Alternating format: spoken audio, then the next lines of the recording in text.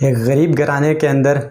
ایک باپ اور ایک بیٹا آپس میں اس بات پر بحث کر رہے ہوتے ہیں کہ اس کا باپ یہ چاہ رہا ہوتا ہے کہ میرا بیٹا بڑا ہو کر پادری بنے اور اپنے مذہب کو سنبھالے اور لوگوں کو جو ہے دین کی تعلیمات دے،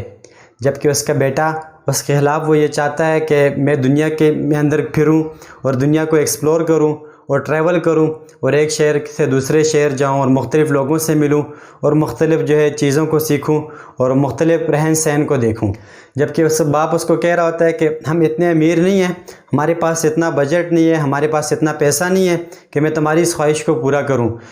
پوری دنیا کے اندر وہی لوگ جاتے ہیں جو دنیا کے اندر گھومتے ہیں اور سیر سپاٹا کرتے ہیں جن کے پاس پیسے ہوتے ہیں۔ میرے پاس اتنے پیسے نہیں ہے کہ میں تمہیں سیر سپاٹے کے لیے دوں، یا تو تمہارے پاس پیسے ہونے چاہیے تو پوری دنیا کو گھومو، یا تو پھر تم جو ہے شیپرڈ بن جاؤ، تم بھیڑ بکریاں چراؤ اور اس سے تم پوری دنیا کو دیکھ لو گے۔ تو اس کے باپ کا مقصد یہ تھا کہ میں اس کے اوپر تھوڑا سا طنز کروں گا تو شاید یہ اپنی اس ضد کو چھوڑ دے۔ تو وہ چھوٹا لڑکا یہ سوچتا ہے، جس کا نام سینٹیاگو ہوتا ہے، وہ کہتا ہے کہ ٹھیک ہے بابا، اگر ہمارے پاس پیسے نہیں ہیں اور پوری دنیا میں نہیں دیکھ سکتا اور دوسرا راستہ یہ ہے کہ مجھے اس کے لیے شیپرڈ بننا پڑے گا، تو مجھے شیپرڈ بننا منظور ہے۔ تو وہ جو ہے شیپرڈ بن جاتا ہے اور بھیڑ بکریاں کچھ لے لیتا ہے، وہ چرانے لگ جاتا ہے اور اپنے گھر کو اور اپنے محلے کو اور اپنے جو ہے شہر کو چھوڑ کر دور چلا جاتا ہے۔ اس دوران وقت گزر جاتا ہے اور وہ پوری دنیا کے اندر بہت سارے جو ہے علاقے دیکھ لیتا ہے، بہت سارے جو ہے کلچر دیکھ لیتا ہے، بہت سارے لوگوں سے مل لیتا ہے اور بہت ساری چیزیں دیکھ لیتا ہے۔ تو وہ اپنی زندگی کے اندر بڑا خوش ہوتا ہے، اس کے پاس چند جو ہے بھیڑیں اور کچھ بکریاں ہوتی ہیں، ان کو چرا کر وہ اچھی زندگی گزار رہا ہوتا ہے۔ تو ایک دفعہ وہ ایک علاقے کے پاس سے گزر رہا ہوتا ہے تو اس کو یاد آتا ہے کہ کچھ عرصے پہلے وہ اس علاقے کے پاس سے گزرا تھا، تو یہاں پر ایک مرچنٹ تھا اور اس کی ایک بیٹی تھی جس کی اس کی ملاقات ہوئی تھی، تو اس کے ساتھ کچھ باتیں کی تھی جو سینٹیاگو کو اچھی لگنے لگ گئی تھی۔ تو اس نے سوچا کہ وہ علاقہ قریب ہی ہے، تو ایسا کیوں نہ کہ میں اس شہر کے اندر جاؤں اور دوبارہ اس مرچنٹ کی جو ہے بیٹی سے ملاقات کروں اور اس کو بتاؤں کہ مجھے وہ اچھی لگتی ہے اور مجھے اس کے اندر دلچسپی ہے۔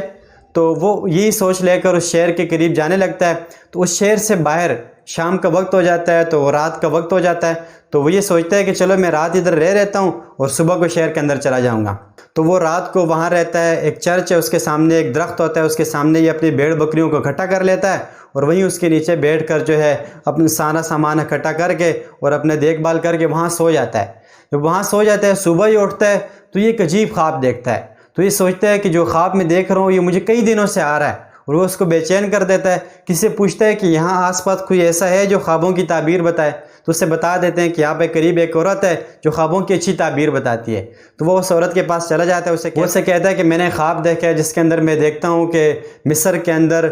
جو پیرامڈس ہیں اس کے نیچے کچھ خزانہ ہے، اور وہ خزانہ جو ہے میں نے دیکھا ہے اور بار بار اس کو جو ہے میں اپنے خواب کے اندر دیکھتا ہوں۔ تو وہ عورت کہتی ہے ہاں تمہارا خواب بالکل ٹھیک ہے، اس کی تعبیر میں تمہیں بتاؤں گی بھی، لیکن اس کے لیے تمہیں جو خزانہ ملے گا اس 10 حصے میں سے ایک حصہ تم نے مجھے دینا ہے۔ تو یہ کہتا ہے کہ پتہ نہیں یہ خواب ٹھیک بھی ہے یا نہیں ہے، اور یہ عورت پتہ نہیں کیسی پاگل سی عورت ہے، اور یہ بھی خواب بھی ہے اور یہ کہہ رہے اس میں سے ایک حصہ مجھے دے دو۔ یہ اس کو جو ہے ویسے ہی فضول سمجھ لیتا ہے، کہہ رہا ہے کہ ایسا نہیں ہو سکتا، اور وہاں سے اٹھ کے آ جاتا ہے، کہہ رہا ہے چلو میرا مذاق ہی رہا ہے اس کے ساتھ، وہ اس چیز کو سیریس نہیں لیتا۔ وہ سینٹیاگو جب صبح بازار کے اندر آتا ہے تو بازار کے اندر وہ ایک جگہ پر جیسے ہی بیٹھتا ہے تو اس کے پاس ایک شخص آ کر بیٹھتا ہے۔ تو اس کے پاس جیسے آ کر بیٹھتا ہے، اس کے ساتھ دعا سلام کرتا ہے، تو سینٹیاگو بے رخی اختیار کر رہا ہوتا ہے، پتہ نہیں یہ بوڑھے میاں ہیں، پتہ نہیں مجھے کیا کہیں گے۔ تو جب بوڑھا بار بار اس کے اندر انٹرسٹ لے رہا ہوتا ہے تو اس سے پوچھ رہا ہوتا ہے کہ تم کہاں سے آئے ہو، تم کون ہو، لیکن سینٹیاگو اس کو جو ہے بار بار جو ہے اس سے جو ہے اگنور کر رہا ہوتا ہے۔ تو جب آخر میں وہ زمین کے اوپر کچھ لکھتا ہے اور اسے کہتا ہے کہ تم فلانے شہر سے آئے ہو، تمہارا یہ نام ہے، اور تم یہاں پر ابھی آئے ہو مرچنٹ کی جو بیٹی ہے اس سے ملنے آئے ہو۔ تو سینٹیاگو اس کی طرف متوجہ ہو جاتا ہے، کہتا ہے کہ بندہ کون ہے جس کو اتنی ساری باتوں کا پتہ ہے۔ تو آہستہ آہستہ اس کے اندر انٹرسٹ لینے لگ جاتا ہے۔ ان کے دوران پھر کافی ساری باتیں ہوتی ہیں، اور وہ پھر آخر میں وہ بتاتا ہے کہ وہ ایک جگہ کا کنگ ہے، وہاں کا شہزادہ ہے، اور وہاں کی اس کی پوری سلطنت ہے۔ اور پھر وہ اس کو بتاتا ہے سینٹیاگو کو کہ تم نے جو خواب دیکھا ہے، وہ خواب جو تمہیں بڑھیا کہہ رہی تھی وہ خواب ٹھیک ہے، اور تمہیں اس خواب کے پیچھے جانا پڑے گا، لیکن اس کے لیے تمہیں قربانی دینی پڑے گی، اور اس کے لیے جو تمہارے پاس ہے تو اس کو قربان کر کے آگے جانا پڑے گا۔ جب تک تم قربانی نہیں دو گے تب تک تم اس خواب کو نہیں پا سکتے ہو۔ وہ اسے کہتا ہے کہ اپنی 6 یا 7 8 جو تمہارے پاس بھیڑیں ہیں وہ مجھے دو، اور اس کے بدلے میں تمہیں بتاؤں گا کہ وہ خزانہ کدھر ہے اور تم اسے کیسے حاصل کر سکتے ہو۔ تو پھر سینٹیاگو اس کے اوپر سوچتا ہے اور اپنی کچھ بیڑیں اس کو دے دیتا ہے، تو وہ کنگ اس کو بتا دیتا ہے کہ جو خزانہ ہے وہ مصر کے اندر ہے، اور اس کے لیے تمہیں اس طرح افریقہ جانا پڑے گا، افریقہ کے بعد صحرا آئے گا، اس صحرا کو تمہیں کراس کرنا پڑے گا، صحرا کراس کر کے اس کے بعد تم اس خزانے تک پہنچو گے۔ تو اس کے لیے اس کو 2 پتھر بھی دے دیتا ہے کہ یہ 2 پتھر ہیں، ان کو تم دیکھتے جانا، ان میں سے کوئی ایک بھی چوز کر لو تو اس کا مطلب ہوگا کہ تم ٹھیک ہو، اور اگر دوسرا تم نے اٹھا لیا تو اس کا مطلب ہے کہ تمہارا یہ فیصلہ ٹھیک نہیں ہے۔ تو یہ پتھر وہ 6-7 بیڑوں کے بدلے میں اس کو راستہ بتا دیتا ہے اور پتھر اس کو دے دیتا ہے، اور سنٹیاگو اپنی ساری کی ساری بیڑیں بیچ دیتا ہے اور سفر پر نکل پڑتا ہے۔ تو اس کہانی کے اندر ٹویسٹ جب آتا ہے، جب افریقہ کے اندر پہنچتا ہے تو اس کو وہاں پر ایک بندہ مل جاتا ہے، نوجوان، جو اسے کہتا ہے کہ ہاں تمہیں میں راستہ ہی بتاؤں گا، کچھ لوگوں کے حوالے بھی کروں گا، اور جو لوگ قافلہ ہے وہ سیدھا وہاں جا رہے ہیں، اور اس کے لیے نا ہمیں کچھ اونٹ لینے پڑیں گے، کچھ سواریاں لینی پڑیں گی۔ وہ اس کا دوست بن جاتا ہے، اور ایسا دوست اس کا بنتا ہے کہ وہ اس سے ساری چیزیں جو ہے وہ ٹھگ لیتا ہے، اور اس کے پاس جتنا بھی پیسہ ہوتا ہے یا جتنی بھی اس کے پاس چیزیں ہوتی ہیں جو اس نے خریدی ہوتی ہیں بھیڑیں بیچ کر، جو اس کے پاس پیسہ ہوتا ہے وہ سارا کا سارا وہ ٹھگ لے جاتا ہے۔ تو سنٹیاگو ابھی وہاں پر کھڑا دیکھ رہا ہوتا ہے کہ نہ اس کے پاس بیڑیں ہیں، نہ اس کے پاس کھانے کے لیے کچھ ہے، نہ رہنے کے لیے چھت ہے، کچھ بھی نہیں ہے، اور وہ بڑا ڈسہارڈ ہو جاتا ہے کہ میں ایک خواب جو کہ سچ بھی نہیں ہے، اور ایک خواب کے پیچھے میں نے اپنی ساری چیزیں بیچ دیں، اور ایک ایسے ملک کے اندر، افریقہ کے اندر آ گیا ہوں جہاں مجھے کوئی پہچاننے والا نہیں ہے، بڑا پریشان اور بے یار و مددگار۔ تو وہ یہی سوچ رہا ہوتا ہے کہ میرے پاس تو ابھی کچھ نہیں ہے، زندگی میں کیا کروں گا، آگے کیا کروں گا، اور میں نے کیا فیصلہ کر دیا اپنے لائف کے اندر۔ وہ بیٹھے بیٹھے یہی سوچ رہا ہوتا ہے، پھر اس کے ذہن میں آتا ہے چلو میرے پاس کچھ ہے تو نہیں ہے، تو ابھی کچھ تو کرنا پڑے گا۔ تو وہ جب بازار کے اندر جاتا ہے، دیکھتا ہے کہ ایک مرچنٹ ہے جو کرسٹل صاف کر رہا ہوتا ہے، اور وہ مرچنٹ ہوتا ہے جس کی یہاں 30 سال سے دکان ہوتی ہے، اور 30 سال سے اس کا کاروبار نہیں چل رہا ہوتا۔ وہ یہی سوچ رہا تھا کہ وہ آج یہ شہر چھوڑ کر چلا جائے گا، کل شہر چھوڑ کر چلا جائے گا۔ اسی اسنا میں یہ اس کے پاس سنٹیاگو پہنچتا ہے اور اسے کہتا ہے کہ ایسا کیوں نہیں ہے کہ میں آپ کی جو کچھ کرسٹل صاف کر دوں گا، اس کے بدلے میں آپ مجھے کھانے کے لیے کچھ چیزیں دے دیں۔ تو اس نے کہا ٹھیک ہے کیوں نہیں، تو اس کو ساتھ کام پہ رکھ لیتا ہے اور اس کچھ چیزیں صاف کر لیتا ہے کرسٹل وغیرہ، اور وہ اس کو کھانے کے لیے دیتے تھے۔ آہستہ آہستہ سنٹیاگو وہاں رہتے ہوئے مختلف قسم کی اس کو ٹپس دیتا ہے کہ ہم اس بزنس کو کیسے امپروو کر سکتے ہیں۔ تو کچھ ایسی ٹپس وہ اس کو دیتا ہے جس کی وجہ سے 30 سال سے اس کا بند پڑا بزنس اچانک جو ہے اس کو 4 چاند لگ جاتے ہیں، اور اچانک جو ہے وہ کمانے لگ جاتا ہے، اور بہت ہی کم عرصے کے اندر وہ اس علاقے کا سب سے امیر ترین مرچنٹ بن جاتا ہے۔ تو 1 سال کے اندر وہ ایسی ٹپس اس کو دیتا ہے، ایسا اس کا بزنس گرو کراتا ہے کہ اس کے پاس خود بھی اتنے پیسے مل جاتے ہیں کمیشن میں اس کو، کہ بہت سارا پیسہ اس کو مل جاتا ہے، اور مرچنٹ بھی بہت زیادہ امیر ہو جاتا ہے۔ تو سنٹیاگو سوچ رہا ہوتا ہے لائف بڑی اچھی سے گزر رہی ہے، لیکن اس کو اچانک خیال آتا ہے نہیں، میں ایک خواب کے لیے نکلا تھا اور اس خواب کو میں نے پورا کرنا ہے۔ تو پھر وہ کچھ پیسے جو اس نے پورا سال اکٹھے کیے ہوتے ہیں، اور اس مرچنٹ سے جو ہے وہ دعا سلام کر کے، اس سے معافی تلافی کر کے اسے کہتا ہے کہ میرے خواب کچھ اور ہیں، میں یہاں پر اپنی زندگی نہیں گزار سکتا ہوں آرام کے ساتھ۔ تو وہاں سے پھر اپنے سفر کی طرف نکل جاتا ہے۔ تو اس کو ایک کاروان ملتا ہے جو لوگ کہ وہاں اس صحرا سے گزر کر ایجپٹ کی طرف جا رہے ہوتے ہیں۔ تو اس کاروان کے اندر اس کو ایک انگلش مین بھی مل جاتا ہے جو کہ سارا راستے بکس پڑھ رہا ہوتا ہے۔ تو یہ سے پوچھتا ہے کہ آپ کیا بکس کے اندر پڑھ رہے ہیں؟ تو وہ کہتا ہے کہ میں بکس کے اندر یہ پڑھ رہا ہوں کہ کیسے آپ جو ہے دھات کو یا کسی بھی سلور کو، کسی بھی چاندی کو آپ سونے کے اندر بدل سکیں۔ تو میں یہ کئی سالوں سے یہ پڑھ رہا ہوں، اس کے اوپر میری ریسرچ ہے، اور میں ایک ایسے الکیمسٹ کی تلاش میں ہوں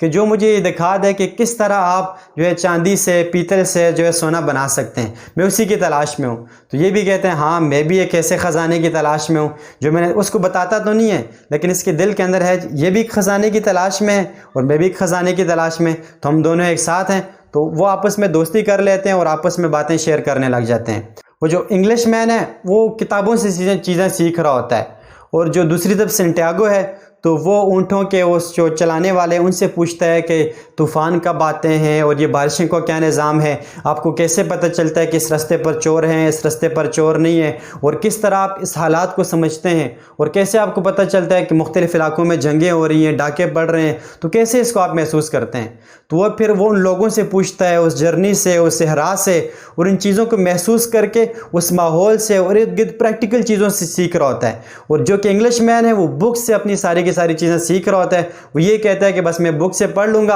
اور چیزوں کو ساری ایکسپلور کر رہا ہوں گا۔ تو آہستہ آہستہ یہ ساری چیزیں جو ہے سنٹیاگو کو پتہ چل رہی ہوتی ہیں، انگلش مین سے بھی کافی چیزیں سیکھ رہا ہوتا ہے اور سارے کے سارے کاروان سے بھی سیکھ رہا ہوتا ہے۔ اتنے میں کاروان والوں کو پتہ چلتا ہے کہ آگے کچھ لوگ ہیں جو ابھی حملہ کرنے والے ہیں اس علاقے کے اوپر، یا آگے کچھ جگہ بند ہیں، جنگ ہونے والی ہے، تو وہ ایک جگہ پر پڑاؤ ڈال لیتے ہیں۔ جو قافلے کا جو کاروان کا امیر ہوتا ہے وہ کہتا ہے کہ ہم یہاں پر پڑاؤ ڈالیں گے اس علاقے کے اندر، اس قصبے کے اندر، اور اپنا کچھ مہینہ یا 2 مہینہ گزاریں گے۔ جب آگے جو قبائل کے اندر جنگیں ہو رہی ہیں تو پھر جب وہ ختم ہو جائیں گی پھر یہ وہاں سے آرام سے نکل جائیں گے۔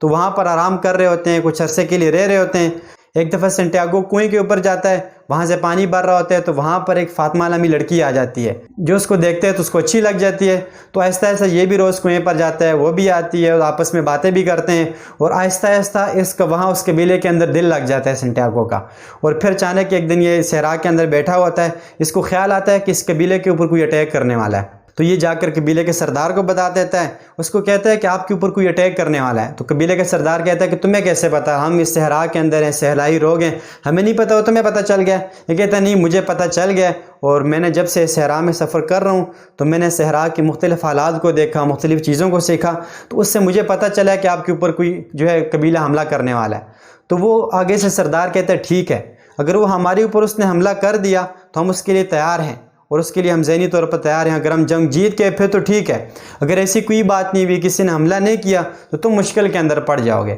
تو آگے سے سنٹیاگو کہتے ہیں ٹھیک ہے، جیسے آپ کہتے ہیں ویسے ہی ہے، لیکن کوئی حملہ کرنے والا ہے۔ تو اسی طرح کچھ دن گزرتے ہیں، یہ اپنے آپ کو تیار کر لیتے ہیں، اور اچانک ان قبیلے کے اوپر وہ حملہ کر دیتے ہیں، کیونکہ پہلے سے ذہنی طور پر تیار ہوتے ہیں، تو وہ حملے کی وجہ سے جو ہے ان کا نقصان بھی نہیں ہوتا، ان کو فتح بھی مل جاتی ہے۔ تو سنٹیاگو کی تو بلے بلے ہو جاتی ہے، اور اس علاقے کے لوگ اس کو جو ہے وہاں ایک بڑے اچھے مرتبے سے اور بڑے اچھے لوگوں میں اس کو شمار کرنے لگ جاتے ہیں۔ تو سنٹیاگو کے دل میں آ رہا ہے کہ یار ابھی یہاں پر رہ لیا جائے، یہاں پر جو ہے لڑکی بھی ہے، اس کے ساتھ بھی جو ہے سیٹنگ ہو گئی ہے، اور اس کے بعد جو ہے قبیلے کے اندر ایک اچھا نام بھی ہو گیا ہے، تو باقی کی زندگی ذری بسر کرتے ہیں۔ تو کچھ دن گزرتے ہیں، اس کی الکیمسٹ سے ملاقات ہو جاتی ہے اس قبیلے کے اندر۔ تو لوگ کہتے ہیں کہ یہ بہت ہی اچھا مطلب کہ بیماروں وغیرہ کو دیکھتا ہے اور بہت اچھا مطلب کہ انسان ہے۔ تو وہ سنٹیاگو الکیمسٹ کے ساتھ ملتا ہے، تو اس کو بتاتا ہے کہ اس طرح میں یہاں پر آیا ہوں، ایک خواب کے سلسلے میں جو ہے یہاں تک پہنچا ہوں۔ تو سنٹیاگو کے ساتھ گپ شپ ہوتے ہوتے سنٹیاگو وہ الکیمسٹ اس کو بتاتا ہے کہ تم یہاں کر اپنی زندگی کیا بسر کرو گے؟ آج تم یہاں رہ رہے ہو، تم یہاں 1-2 سال گزارو گے تو پھر اپنے آپ کو کوسو گے کہ تم نے کیوں اپنے خواب کو جو ہے پیچھے چھوڑ دیا، اور اپنی ضرورت اور اپنی خواہش کی وجہ سے اس گاؤں کے اندر رہ گئے اور ایک کمفرٹ زون کے اندر زندگی گزارنے لگے، تو تمہیں یہ پچھتاوا ہمیشہ رہے گا۔ تو اس طرح کرو، نکلو، میں بھی اس رستے پر جا رہا ہوں، ایجپٹ کی طرف جانا ہے، تم بھی میرے ساتھ چلو، اور رستے کے اندر جاتے جاتے جو ہے ہم جو ہے کچھ چیزیں بھی آپس میں شیئر کر لیں گے، اور آپس میں جو ہے ہماری دوستی بھی ہو جائے گی، اچھی کمپنی بھی ہو جائے گی، اور میرا ویسے بھی وہی راستہ، میں ادھر ہی کو جا رہا ہوں۔ تو سنٹیاگو اس کے ساتھ ہو جاتا ہے، اور کچھ لمحے سوچتا بھی ہے، پھر وہ ساری چیزیں چھوڑ کر، وہ سارا قبیلہ چھوڑ کر، اور جو اس کی چاہت کی زندگی ہوتی ہے اس کو چھوڑ کر اس خواب کے پیچھے پھر چل پڑتا ہے۔ اور رستے کے اندر وہ الکیمسٹ اس کو بتاتا ہے کہ کیسے تم نے زندگی کے اندر سیکھنا ہے، اور کیسے تم نے اپنے آپ کے اندر، تم تو ایک خزانے کو لینے جا رہے ہو لیکن اصل خزانہ تمہارے اندر چھپا ہوا ہے۔ تم نے اپنے آپ کو پہچاننا ہے کہ تمہاری کیا صلاحیتیں ہیں، تمہیں اللہ نے کن کن چیزوں سے نوازا ہے، اور کن کن چیزوں سے جو ہے تمہارے پاس ایبیلٹیز ہیں، تم وہ کر سکتے ہو، لیکن تمہیں ابھی تک تم نے اس کو پہچانا نہیں ہے۔ اس وجہ سے سمجھو جو تمہارے اوپر حالات چل رہے ہیں، اس ہواؤں کو سمجھو، صحرا کو سمجھو، جانوروں کو سمجھو، اور اس پورے کے پورے ماحول کو سمجھو۔ اس کے بعد جب تم اس جرنی تک پہنچو گے تو وہ ایک اچھا جرنی ہوگا، اور وہ ایک اچھی چیز ہوگی، وہ ایک اچھا خزانہ ہوگا، اس خزانے سے تم لطف اندوز ہو سکو گے۔ الکیمسٹ سے کہتا ہے کہ تم نے رستے کے اندر ہاتھ کبھی بھی نہیں ماننی، اگر ہار مان لو گے تو تم شکست ماننے والوں میں شمار کیے جاؤ گے، اگر ہار نہیں مانو گے اور چلتے جاؤ گے تو تم ان فاتح لوگوں میں شمار کیے جاؤ گے، ایسے لوگوں کے بارے میں شمار کیے جاؤ گے جو لوگ اپنی خوابوں کی تعبیر کے اندر نکل چکے تھے، اس کے اندر انہوں نے ایکشن اٹھایا تھا اور بیٹھے نہیں رہے تھے۔ ایسے لوگوں کے بارے میں نہیں آؤ گے کہ جن کو پتہ نہیں ہے کہ انہیں زندگی کے اندر کیا کرنا تھا، تم ایسے لوگوں کے اندر آؤ گے جن کو پتہ تھا انہوں نے اپنی زندگی کے اندر کیا کرنا تھا۔ تو اسی طرح چلتے چلتے رستے کے اندر ان کے اوپر جو ہے ڈاکو آ جاتے ہیں، وہ انہیں کہتے ہیں کہ کہاں جا رہے ہو۔ ان کے پاس تھوڑا بہت سونا ہوتا ہے جو الکیمسٹ نے بنائے وہ ہوتے ہیں، 2 4 6 جتنے بھی سکے ہوتے ہیں وہ ان کے پاس ہوتے ہیں،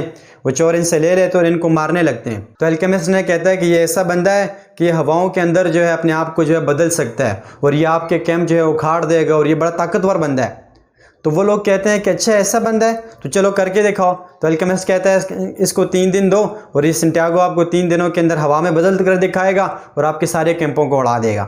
تو جیسے ہی وہ قریب سے وہ چلے جاتے ہیں تو سنٹیاگو کہتا ہے کہ ویسے بھی مرنا تھا آج ہی مر جاتے ہیں نا, 3 دن بعد مرنے کی کیا ضرورت ہے. تو اس کو کہتا ہے کہ نہیں, تم 3 دنوں کے اندر یہ کر سکتے ہو. اور اصل بات یہ ہے کہ انسان کے اندر ایک خوف ہوتا ہے کہ میں یہ کام نہیں کر سکتا ہوں. جب تک تم اس خوف کو, اس شک کو اپنے اندر سے نکال نہیں دو گے تب تک تم جو ہے کامیاب نہیں ہو سکتے.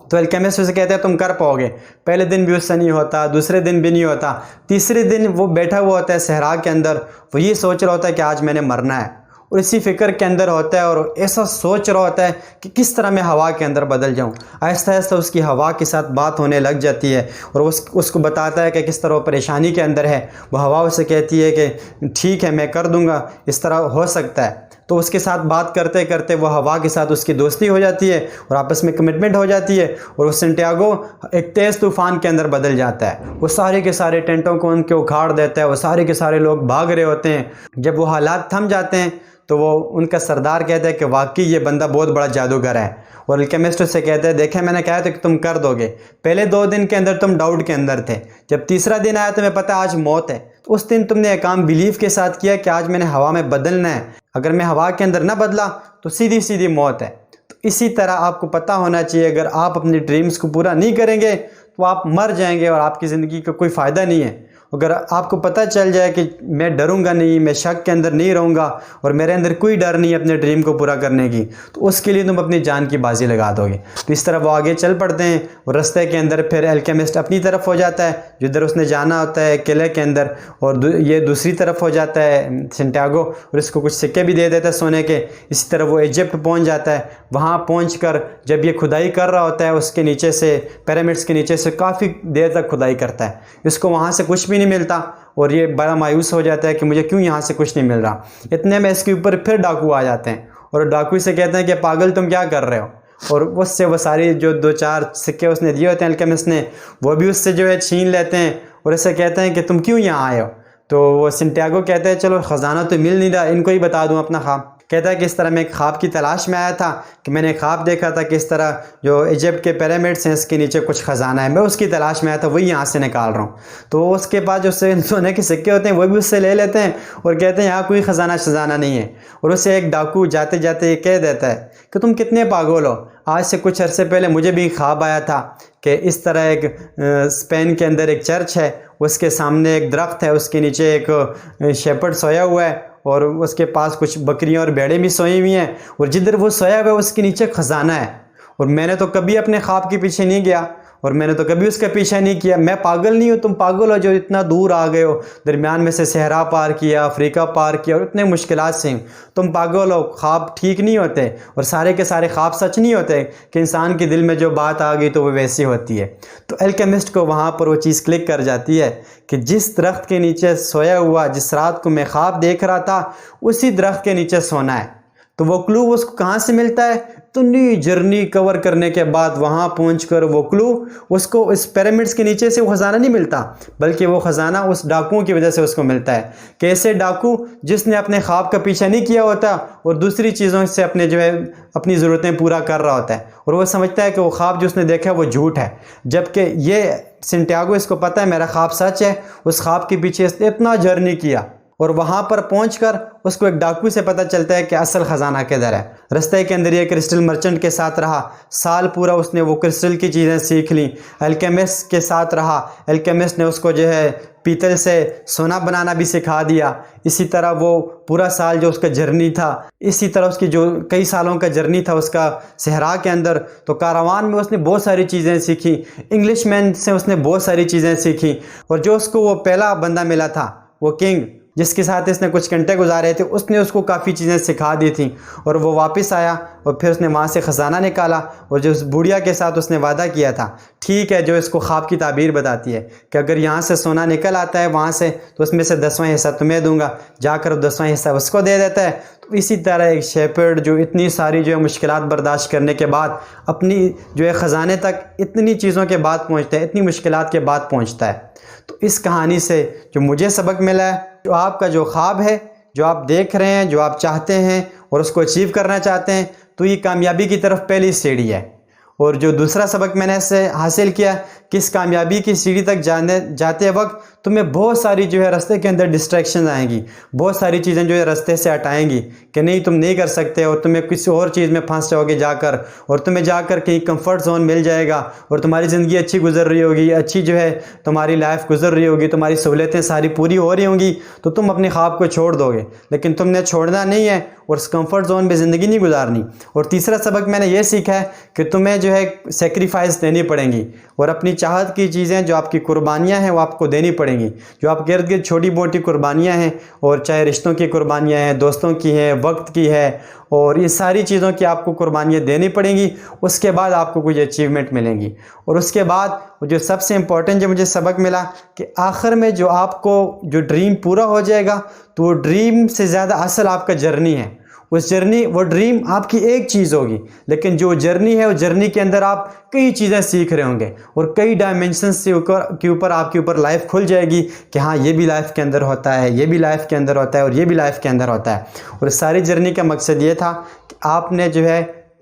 کوئٹ اپ نہیں کرنا، آپ نے گیو اپ نہیں کرنا، اور گیم شو کو چھوڑنا نہیں ہے، بس کنٹینیولی جانا ہے، مشکلات کو سہنے جانا ہے۔ ایک دن آئے گا کہ آپ اپنی جرنی تک پہنچ جاؤ گے۔ تو یہ الکیمسٹ ناول کی سمری تھی، تھوڑی سی لمبی ہو گئی، اس کے لیے معذرت چاہتا ہوں، کیا کروں، ان تین انٹرسٹنگ تھی تو میں نے کہا کچھ تو حق اس کا ادا کر ہی دوں۔ تو انشاءاللہ ملتے ہیں نیکسٹ بک ریویو کے اندر، تب تک کے لیے اجازت دیں، اللہ حافظ۔